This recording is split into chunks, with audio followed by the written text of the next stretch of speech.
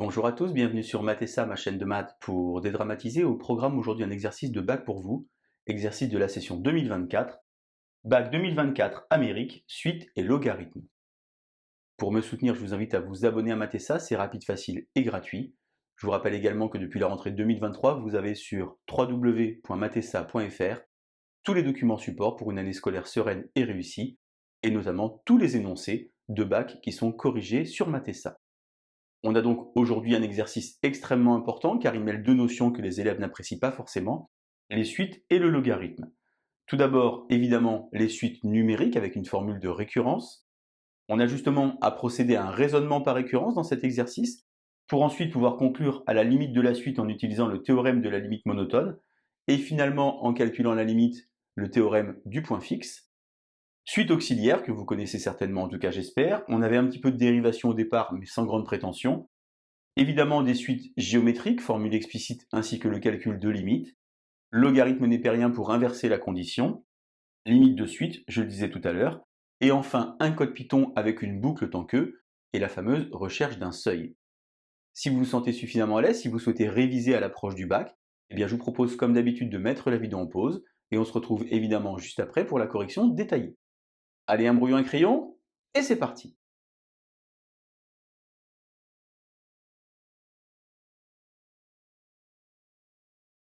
On se retrouve donc comme promis pour la correction. Première question, on a donc une fonction g. Il faut étudier ses variations. On a donc pour tout x qui appartient à 0,1, g de x égale 2x moins x carré, que l'on dérive assez aisément. En g' de x égale 2 moins 2x, qu'on peut donc écrire 2 facteurs de 1 moins x. Variation sur 0,1, on a donc ici une fonction affine, qui est donc du signe de a à droite du 0. Il se trouve ici que le a, c'est le petit moins 1 qui est devant le x ici et qui est caché.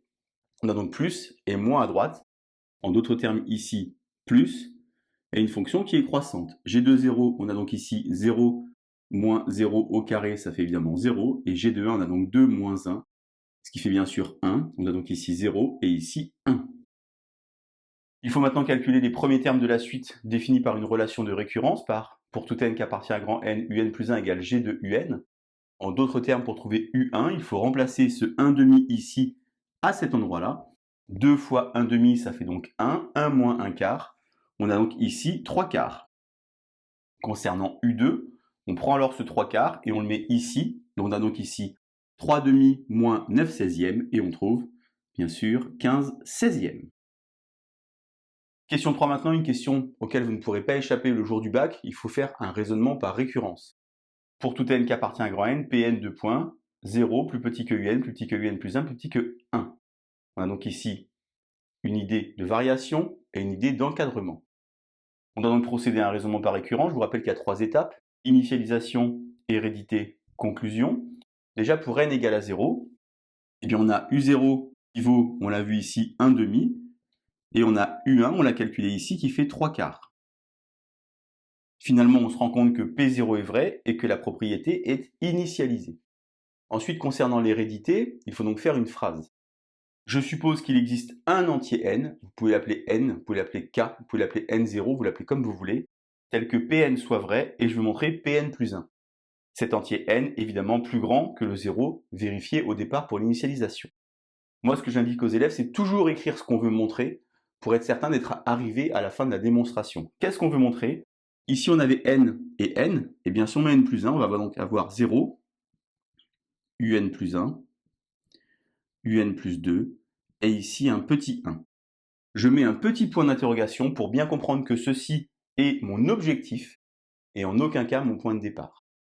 Alors moi, je sais donc ceci, puisque j'ai supposé qu'il existait un entier n tel que Pn soit vrai, et puisque j'ai étudié plus haut la fonction g, et que j'ai vu que g était croissante sur 0, 1, eh bien je vais composer par g.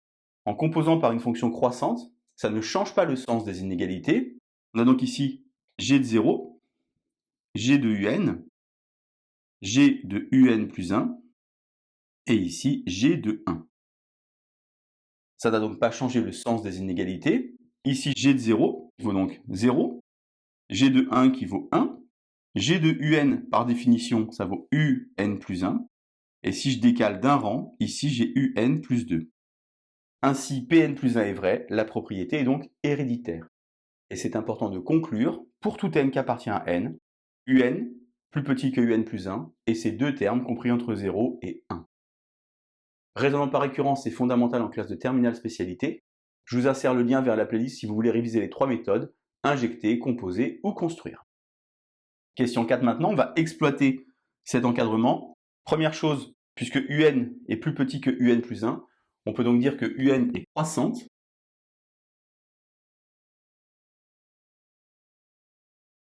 Et puisqu'on a 0 et 1, on peut dire que un est majoré par 1. Le fait d'être minoré par 0 n'a pas d'importance ici. Alors d'après le théorème de la limite monotone, un converge vers L, avec L inférieur ou égal à 1. Attention, on a très envie de dire que L vaut 1, mais on ne peut pas le dire ici. Je vous insère d'ailleurs le lien vers la vidéo qui s'intitule « Le piège du théorème de la limite monotone » si vous voulez réviser. Alors maintenant, cinquième question, il faut trouver la valeur de L. Il s'agit finalement d'utiliser quelque chose du cours qui s'appelle le théorème du point fixe. Puisque un converge vers L et que G continue sur 0, 1, alors L est solution de l'équation G de x égale x. On reprend notre G de tout à l'heure, 2x moins x carré égale x. Je change de membre, je factorise et j'obtiens x facteur de 1 moins x. Si vous développez, x moins x carré, changement de membre. Ceci est une petite équation produit vue en classe de 3e. Soit x vaut 0, soit x vaut 1. Vous savez évidemment que la limite est unique, mais on a une petite notion qu'on a vue tout à l'heure, c'est que puisque un est croissante, elle est donc minorée par son premier terme, en l'occurrence u0. C'est-à-dire que tous les termes de la suite sont plus grands que 1,5. Et donc la limite ne peut pas être nulle, elle est nécessairement plus grande, éventuellement égale à 1,5. Et on a donc ici ceci qui n'est pas possible, et on a alors L qui vaut 1. Ça, c'était la première partie classique, avec finalement une formule de récurrence. Maintenant, le but, c'est de trouver une formule explicite. Pour cela, on va étudier une suite auxiliaire, et là, ça va se compliquer. C'est marqué dans le titre, suite et logarithme, car la suite auxiliaire utilise le logarithme népérien. On pose alors Vn égale Ln de 1 moins Un, et j'ai écrit en rouge, et c'est très important, attention, Vn existe. Pourquoi Vn existe? Car on a montré ici que Un était toujours plus petit que 1. Ce nombre ici est donc positif. On vous demande alors de montrer que Vn est une suite géométrique.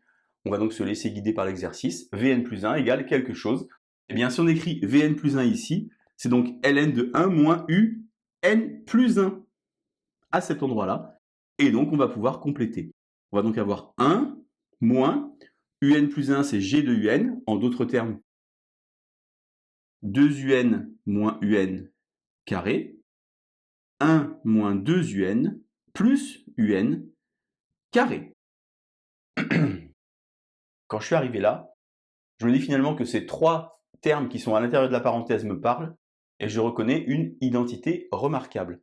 Identité remarquable, et attention, gros danger, car vous pouvez écrire soit un moins 1 au carré, soit 1 moins un au carré. Vous savez qu'un nombre et son opposé au carré donnent le même résultat. Eh bien, il vaut mieux écrire ici 1 moins un le tout au carré, car en utilisant alors la propriété algébrique du logarithme népérien, le petit 2 vient ici, et on a ici 1 moins un. Si vous aviez écrit dans la parenthèse un-1, ça aurait été faux, car un-1, vous aurez donné un nombre négatif, et le ln d'un négatif, ça n'existe pas. J'ai donc ici finalement Vn plus 1 qui vaut 2 Vn. Je peux donc affirmer que Vn est géométrique, et je vais donc évaluer le premier terme. V0, on l'a ici, c'est ln de 1 moins u0, c'est-à-dire 1 moins 1,5. 1 moins 1,5, ça fait 1,5. Et ln de 1,5, on sait ce que ça vaut, ln de 1 moins ln de 2. V0 vaut donc moins ln de 2. Septième question alors. Je peux donc maintenant donner la formule explicite de la suite auxiliaire. C'est donc V0 fois Q puissance n. V0, c'est donc moins ln de 2 fois Q, 2, à la puissance n. Il est important, je pense, d'écrire moins ln de 2 plutôt que ln de 1,5 pour se rendre compte finalement que le premier terme ici est négatif. Voilà donc cette première partie. On va maintenant enchaîner avec la seconde partie pour pouvoir trouver la formule explicite, non plus de Vn, mais de Un. Allez, c'est parti. Deuxième partie, donc on va donc maintenant déterminer l'expression, la formule explicite de la suite Un. Un petit rappel donc avec ici la formule de récurrence de Un, ici le lien entre Vn et Un, et ici ce qu'on a trouvé à la partie 1, la formule explicite de Vn. Il faut donc finalement inverser l'égalité. Alors en général, on a quelque chose de la forme, par exemple, Vn égale 3 moins Un. Finalement quelque chose de linéaire. Et ici, on a du logarithme népérien. Ça veut dire que pour inverser l'égalité, et c'est un peu plus compliqué, il va falloir composer par la fonction exponentielle. Ainsi, on va avoir e de Vn égale e de ln de 1 moins Un.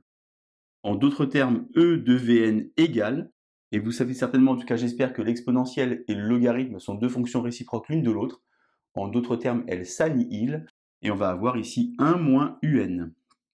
On va donc avoir ici, en isolant e de Vn moins 1 égale moins Un, et donc Un égale 1 moins e de Vn. On peut alors injecter la formule explicite de la suite Vn qu'on a trouvée tout à l'heure, et avoir que pour tout n qui appartient à grand N, Un égale 1 moins exponentielle de moins ln de 2 fois 2 puissance n. C'est pas très joli, mais c'est juste. Maintenant, on s'intéresse à la limite de la suite Un. Alors, on va décomposer la limite pas à pas. Tout d'abord, on va s'occuper de la limite de 2 puissance n lorsque n tend vers plus l'infini. Vous savez certainement, en tout cas j'espère, on a vu ça en classe de première spécialité, qu'il s'agit d'une suite géométrique. Ici, Q n'est pas compris entre 0 et 1 comme d'habitude, mais Q ici est plus grand que 1. Et si Q est plus grand que 1, on a plus l'infini. Maintenant, il faut faire la limite de moins ln de 2 fois 2 puissance n. Tout à l'heure, j'expliquais l'importance de mettre le petit moins pour se rendre compte évidemment que ce nombre est négatif. L'infini fois un nombre négatif, par produit, on obtient ici moins l'infini. Maintenant, il faut qu'on s'occupe de E de ceci.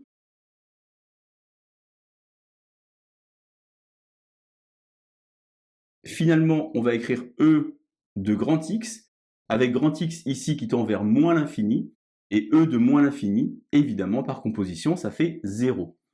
Et on a à la fin par somme, puisqu'ici on a un petit 1 qui traîne, que la limite de UN c'est 1, et on est rassuré car c'est ce qu'on avait évidemment trouvé à la première partie. On termine ici avec ce que les élèves adorent, bien sûr, un petit code Python. Alors je vous insère le code Python de l'énoncé, vous remarquez évidemment qu'il manque 2 lignes, une petite analyse d'abord. Il s'agit donc de la recherche d'un seuil, quelque chose qu'on connaît vraiment bien. Je vous insère le lien vers la vidéo si vous voulez vous entraîner. On a donc ici une boucle tant que. Une boucle tant que, ça induit une condition, et pensez bien sûr à la chose suivante. Il faut inverser la condition. On veut que UN dépasse 0,95. Eh bien, tant que U est inférieur à 0,95, ça tourne. Attention à la syntaxe, je viens de dire 0,95 dans le langage courant, mais vous savez qu'en Python, il faut indiquer 0,95. Alors vous avez donc 2 lignes à compléter. La première ligne, évidemment, c'est celle du compteur, n égale n plus 1. Et la deuxième ligne, il faut donc rentrer la formule de la suite. Alors on a deux options. Est-ce que c'est la formule de récurrence ou est-ce que c'est la formule explicite? Eh bien, si vous utilisez la formule explicite, il faut faire attention à l'ordre des lignes, alors que si vous utilisez une formule de récurrence, on va donc écraser la variable ici, et donc l'ordre des lignes n'a pas d'importance. La formule de récurrence, on l'avait ici, mais attention, en Python, il faut écrire 2 étoile U moins U étoile étoile pour la puissance 2. On ne vous demande pas de donner le résultat de ce code Python, et donc vous allez simplement compléter vos deux lignes, le compteur, n égale n plus 1, et ici U égale 2 étoile U moins U étoile étoile 2. Voilà donc Bac 2024, Amérique, suite et logarithme, extrêmement important. Pourquoi? Car ici, on a une relation avec un logarithme népérien. Je vous laisse vous entraîner, c'est bientôt le bac, je vous laisse surtout vous abonner à Matessa, parlez-en avec vos amis, et je vous dis à bientôt. Bonne journée sur Matessa.